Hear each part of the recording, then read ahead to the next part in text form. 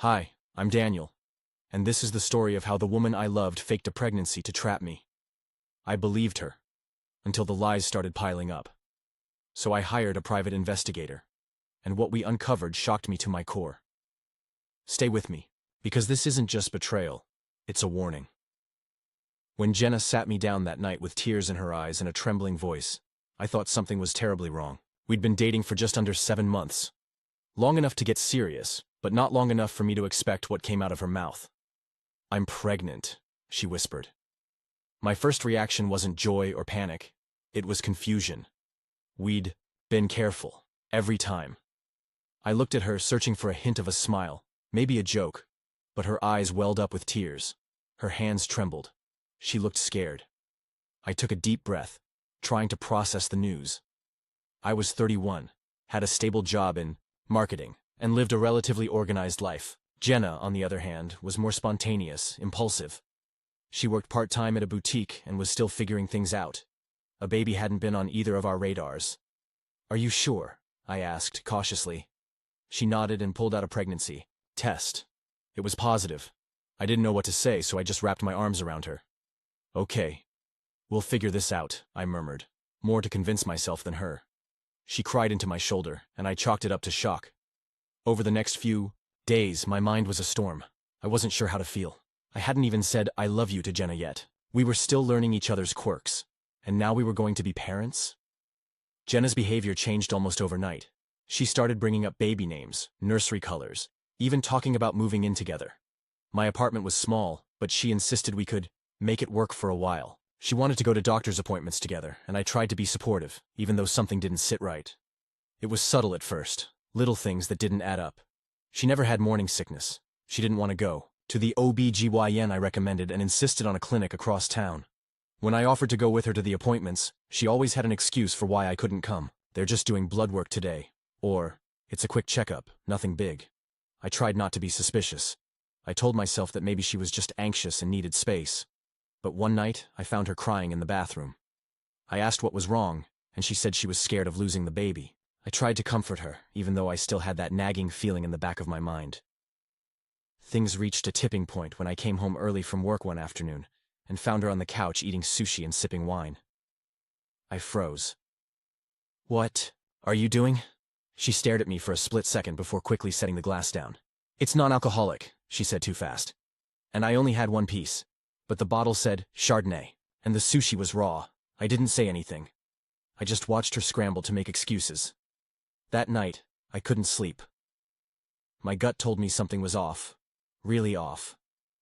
I talked to my best friend, Marcus, about it over coffee. "You think she's faking it?" he asked bluntly. I shrugged. "I don't know. I don't want to believe that. Who lies about something like this?" Marcus leaned back and crossed his arms. "You'd be surprised. You said she's never shown you a medical record. An ultrasound, anything?" I shook my head. "Nothing concrete." That was the moment the idea took root. A terrible, paranoid idea, but one I couldn't shake. What if she wasn't pregnant? It felt insane to even consider. But something had to give. I needed to know the truth. So 2 days later, I made a decision I never thought I'd make. I reached out to a private investigator. His name was Craig Mason, mid-50s, ex-cop turned private investigator. He had the calm, skeptical demeanor of a man who'd seen everything twice and never took anything at face value. I found him through a friend of a friend, someone Marcus had used during a messy breakup a few years back. We met in a quiet diner off Route 18. Craig slid into the booth across from me, placed a black notebook on the table, and didn't say a word until the waitress poured our coffee. "You think your girlfriend's lying about being pregnant?" he asked without flinching. I hesitated. "I don't know. I just want to be sure. Something doesn't feel right." He nodded, sipping his coffee like I'd just asked him about the weather.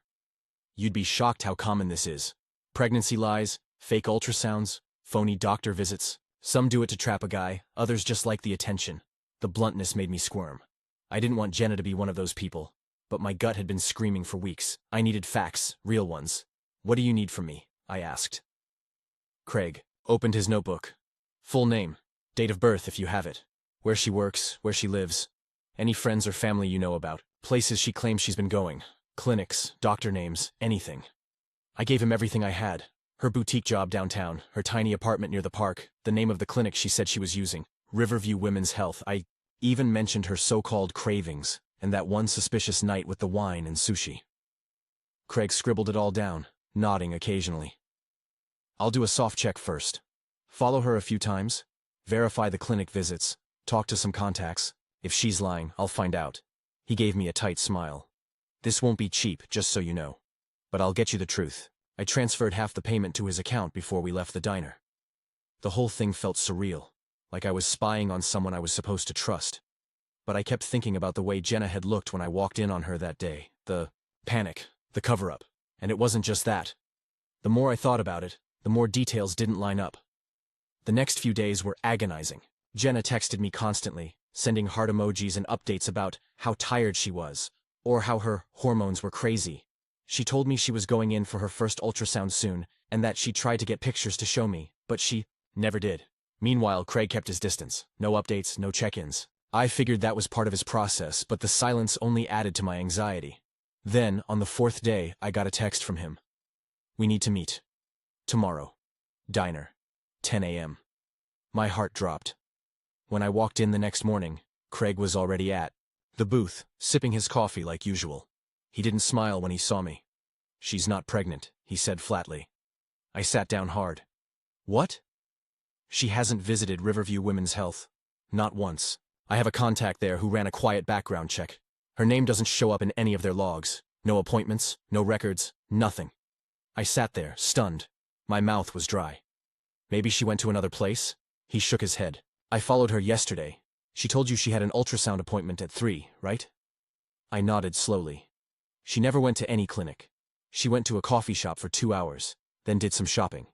Never even came close to a medical facility. He slid a manila envelope across the table. Photos, timeline, receipts, all documented.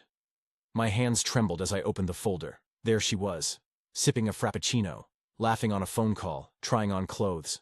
Not a care in the world. My stomach churned. I wasn't just being paranoid. Was being played. Craig leaned forward. I'm sorry, man, but this thing's a con. I couldn't speak.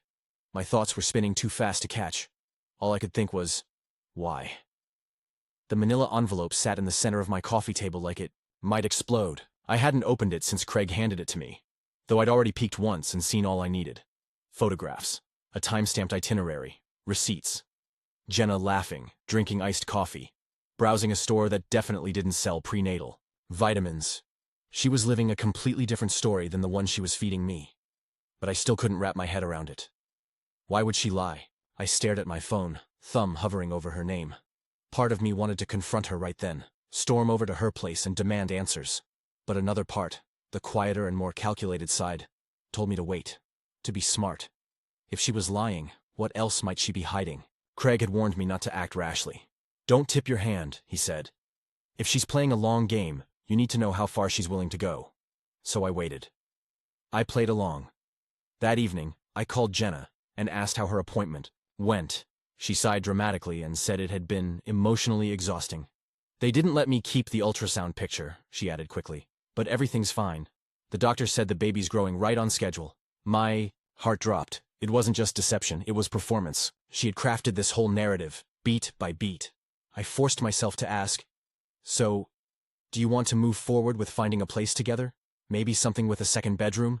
There was a pause. Then she lit up. Really? Oh my God. Yes, that would be amazing.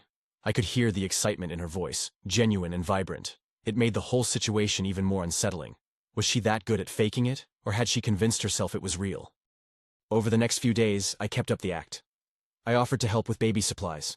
I brought her groceries. I even asked if she wanted to tour apartments. She kept postponing. Next week, she'd say. I'm just too tired right now. Meanwhile, Craig kept digging. Something else you should know, he said during our next check-in. Her job at the boutique? She hasn't worked there in over a month. I blinked. What? She quit. No explanation, just stopped showing up. But she's still dressing like she's going to work every morning. Leaves her apartment at 9, gets back around 5:30. He showed me more photos. Jenna at cafes, shopping plazas, parks. Not a trace of a pregnant woman going about a normal day. No prenatal appointments, no pharmacies, no medical bags. Just leisure. I started losing sleep. Every time she texted me with another fake symptom, I wanted to scream. "The baby's making me crave ice cream and pickles," she'd write. Or, "I threw up 3 times today. Ugh, hormones." I started wondering if I had missed warning signs from the beginning. She'd always had a flair for drama. During our 3rd month together, she'd claimed a co-worker was stalking her. But when I offered to get the police involved, she brushed it off. Said she handled it. I believed her. Then there was that time she claimed she fainted at work, but didn't want to go to the ER. Said she was fine now. No need to make a big deal. Now I saw a pattern. Jenna thrived on chaos and control. And nothing gave someone more leverage than the life of a supposed unborn child. The final straw came the following weekend. I offered to take her to brunch. She arrived wearing a form-fitting dress. Her stomach? Flat. No bump. No sign of even early pregnancy. She noticed me staring and placed a hand over her belly. I just started showing a little. "You can't tell with this dress, but it's there." I nodded slowly, pretending to believe her. But inside, something snapped. This wasn't uncertainty anymore.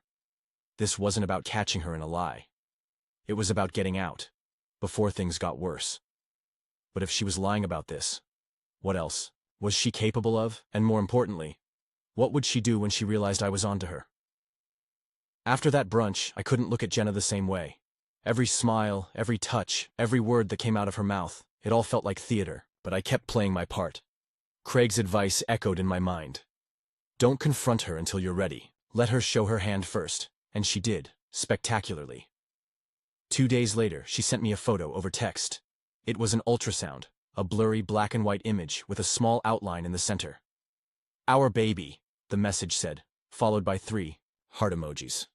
I stared at the photo on my screen, rage and confusion mixing into something bitter in my chest. I was no expert, but I'd seen real ultrasound pictures before. This one looked generic, like the kind you might find with a Google search. There was no date, no clinic name, no patient information. I forwarded the image to Craig immediately. He called me 20 minutes later. "That image is from the internet," he said. "Came from a parenting blog. Post is 3 years old." My head spun. She didn't even bother editing it. Nope, just screenshotted and sent it. This isn't just deception. It's sloppy.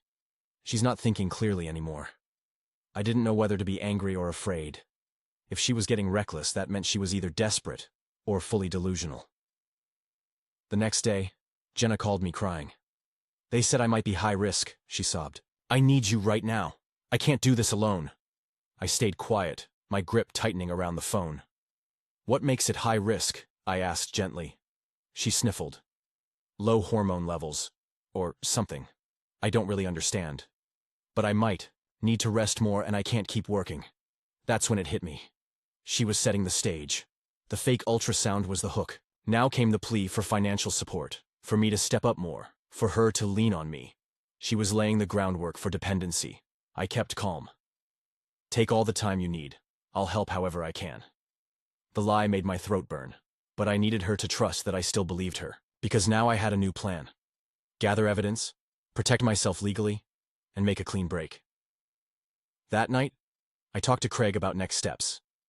"She's not going to admit anything," I said. "Not unless she's cornered." Craig nodded. "Then, we corner her, but carefully. We set things in motion." He recommended a lawyer, someone experienced with fraud and false claims in personal relationships. I'd never imagined needing legal protection from someone I once thought I might marry. But this wasn't a breakup anymore. It was an extraction. We drafted a plan. I'd stop offering her money or promises of a shared future, but I'd keep the emotional support going, just enough to avoid tipping her off. Meanwhile, Craig would document every message she sent about the baby, every lie she told, every attempt to manipulate. And then, when the time was right, we'd confront her, with everything. The very next morning, Jenna showed up at my place, with a surprise. "I bought a onesie," she said with a giggle, pulling it from her tote bag. "Look, it says, 'Daddy's Little Miracle.' Isn't it cute?" She held it up in front of her, glowing like she just won the lottery. My stomach turned. I managed a smile. "Yeah, it's adorable." Then she stepped forward and took my hand, placing it gently on her stomach. "Can you feel it?" I think I felt a flutter earlier, like a tiny kick. There was nothing. Just the flatness of her belly, the absence of truth. I looked her in the eyes. She smiled back at me, sweet and trusting, and I knew this wasn't going to end quietly. Days passed, and Jenna's act grew more elaborate. Every conversation, every text, every encounter felt like a scene from a movie I hadn't auditioned for. She was all in, acting exhausted, emotional, and deeply invested in this fake pregnancy, but the cracks were starting to show. One evening, I stopped by her apartment unannounced, hoping to surprise her with some groceries. When I knocked, there was no answer. I waited several minutes before finally hearing movement inside. When the door opened, Jenna appeared, looking flustered, flushed, and holding a bottle of wine behind her back. "Hey," she said, forcing a smile. "I wasn't expecting you." I stepped inside, eyes scanning the room. No prenatal vitamins, no baby books, no ultrasounds taped to the fridge like you'd expect. Instead, there were empty wine bottles stacked neatly in the trash. I cleared my throat. "Jenna, is everything okay?" She bit her lip and shifted nervously. "Yeah, just tired." "Tired?" I repeated, gesturing toward the wine bottles. "And what about the wine?" She laughed awkwardly. "It's just a glass. One glass." Her eyes darted away. Something about her avoidance made my stomach twist. I pulled out my phone. "Jenna, I know the truth." Her smile faltered. I showed her the photos Craig had sent, of her at cafes, wine bars, and shopping trips, all on days she claimed she was too sick to leave the house. "Why?" I asked quietly. "Why do this?" Her eyes welled up, and for the first time, the mask slipped.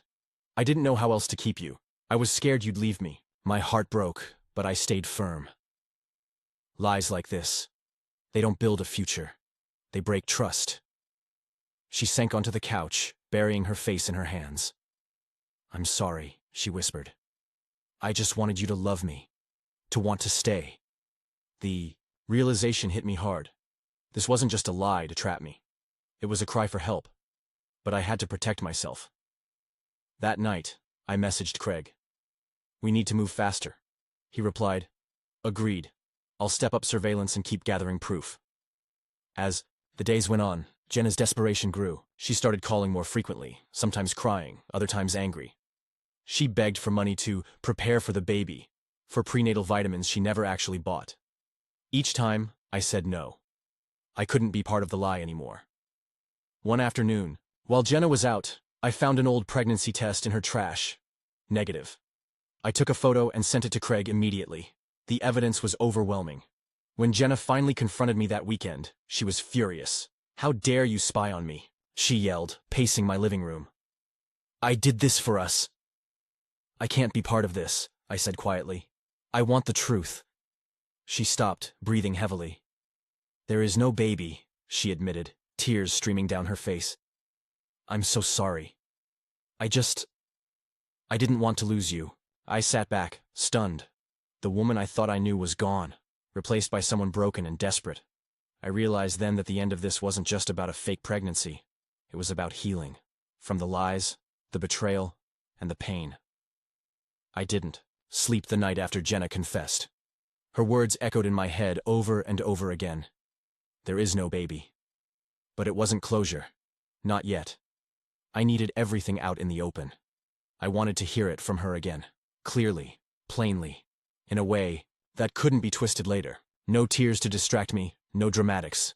Just truth. Craig and my lawyer agreed. "You need to get her confession on record," the lawyer said. "If she tries to spin this later, accuses you of abandoning her or worse, it's your word against hers, unless you've got something solid." So I invited her over again the next evening, this time to talk about the future. She came dressed in soft pastels and clutched her stomach like she was protecting something fragile. It made me sick to watch the act continue, knowing what I knew. "Sit down," I told her, and for once she didn't argue. I turned on my phone's voice recorder and placed it on the table between us. She looked at it, blinking. "What's that for?" "I want to talk," I said calmly. "But I want everything to be clear. Honest." She hesitated, glanced toward the door, then gave a small nod. "Okay." I took a breath and said, "Jenna, you told me you were pregnant, but that wasn't true, was it?" Her face crumpled almost immediately and her shoulders dropped. "No," she whispered. "I lied." "Why?" I asked. "Why go through all of that? The doctor stories, the cravings, the fake ultrasound. Tears pooled in her eyes. I thought if I told you, you'd stay. You were pulling away. I could feel it. I didn't know what else to do. My stomach twisted. So, you decided to fake an entire pregnancy? I wasn't trying to hurt you, she cried. I just panicked. I thought once you saw how serious I was about our future, you'd come around. You used a baby to manipulate me, Jenna. She didn't answer. She just stared at the floor. I leaned in. Did you ever go to any appointments? She shook her head slowly. No. You said you were high risk, that you needed rest, that you couldn't work. She nodded, shame burning in her eyes. I wanted time to figure out how to fix it. I thought maybe I could find a way to make it real. I froze. What do you mean, make it real? I was looking into fertility stuff, clinics. I thought maybe if I actually got pregnant, it would undo the lie. You'd never know. We'd be okay again. It was like a new level of horror opened up in front of me. So, you were planning to actually get pregnant just to cover up the fake pregnancy? She nodded slowly, tears now falling freely. I didn't want to lose you. I stood up and stepped back, overwhelmed. You need help, Jenna, I said quietly. Real help, and I can't give it to you. She looked up, pleading. Please, don't walk away, please. I'm not going to the police, I told her. But I am keeping this recording. I need to protect myself.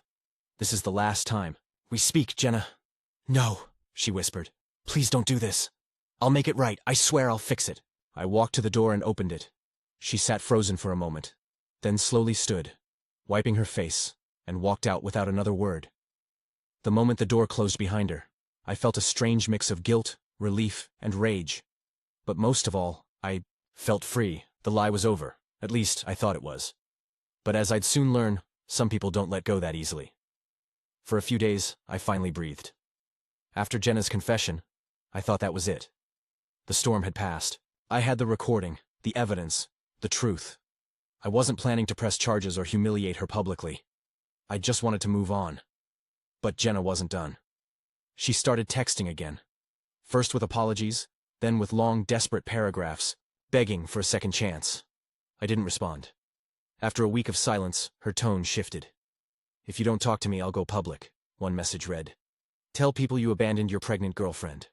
My heart dropped. She was spiraling. I saved the messages and forwarded them to my lawyer and Craig. Craig called me minutes later. She's trying to flip the narrative. This is exactly what we prepared for. You've got the recording, the investigation logs. Don't respond to anything. I followed his advice. No replies, no calls, no engagement. But Jenna didn't stop. She showed up at my apartment 2 days later, pounding on the door. You're a liar, she screamed. You tricked me. When I didn't answer, she started crying. Please, I'm nothing without you. I stood frozen in my hallway, listening to the sound of her breaking down on the other side. I hated what she'd done, but seeing her fall apart like this, it felt like watching someone drown in a sea of their own lies. Eventually, she left. Craig advised me to file a protective order. It's not about punishment, it's about safety. She's unstable. You need space to rebuild your life, I agreed. The legal process moved faster than I expected, thanks to the mountain of evidence Craig had compiled. Within a week, Jenna was served a no-contact order. I thought that would be the final chapter. But then came the letter. It arrived in a plain white envelope with no return address. Inside was a single sheet of paper, handwritten in Jenna's unmistakable, loopy cursive. You've ruined me. I was going to be someone better, for you. I still believe we could have had a family. One day you'll regret this. It was chilling.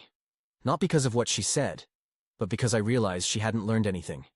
She still believed the fantasy she built, the fake baby, the relationship that never really existed the way she imagined. I gave the letter to my lawyer and updated the court. By this point, I had started therapy. I had to admit, I wasn't okay. Being gaslit for months, manipulated with the idea of fatherhood, twisted into believing I was going to be a parent. It had done something to me. It made me question my instincts, my judgment, even my sense of reality. But slowly, I began to piece myself back together. I got back into a routine. Work, gym, sleep, repeat. I cut ties with mutual friends who still thought Jenna was just emotional. I learned to value silence again. Meals without anxiety, nights without pacing the floor, mornings without wondering if I'd be ambushed by another fake story. Craig checked in often, even after the case was wrapped. You good? He'd ask. Getting there, I'd say, and I meant it. But I never forgot the moment I realized how deep lies can run, and how far some people will go when they feel abandoned. The most terrifying part. I almost believed her. A few months had passed. Jenna was no longer showing up at my door. The texts had stopped. The protective order held, and according to Craig, she'd moved back to her hometown. I hadn't heard from her since that final letter. No emails, no calls, no threats. Just silence. And honestly, that silence was healing. But healing wasn't linear. Sometimes I still woke up in a cold sweat, haunted by memories of her crying, on my couch, clutching her stomach, whispering about a baby that never existed. Sometimes, I still checked my mail and braced myself, expecting another letter. But most days were finally normal again. Therapy helped. So did journaling, long walks, and finally reconnecting with friends I'd pushed away during the chaos. I had to rebuild trust in others, but more importantly, I had to rebuild trust in myself. I had ignored so many red flags, and for a long time, I blamed myself for that. I kept wondering, how could I have been so blind? But my therapist said something that stuck with me. You weren't blind, you were hopeful, and she weaponized that. That was it. I wanted love, family, a real connection, and I gave someone the benefit of the doubt because I believed in her. That wasn't weakness, that was human. Eventually, I started dating again. Slowly, cautiously. Was upfront about everything. I never hid what I'd been through, not out of bitterness, but because it shaped me. I wasn't the same guy I was before Jenna. I was stronger, smarter, and far more aware of what real love should look like. One night, nearly a year after the whole ordeal, I got a message on social media from someone I didn't know. A woman, named Melissa. Hey, it read. You don't know me, but I think we have something in common. Did you date Jenna? My chest tightened. I replied, yes. Why? She sent back a long message. Apparently, Melissa had briefly dated Jenna's ex, the one who ghosted her before she and I met. Jenna had told him the same pregnancy lie. It hadn't gone as far, but the tactics were nearly identical. Crying, fake medical concerns, even an ultrasound that looked strangely familiar. That's when I realized I wasn't the first, and I probably wouldn't be the last. But I was the one who finally exposed her. Melissa and I talked a while that night, not out of bitterness, but because we needed to. Two strangers connected by a lie that had warped both our lives.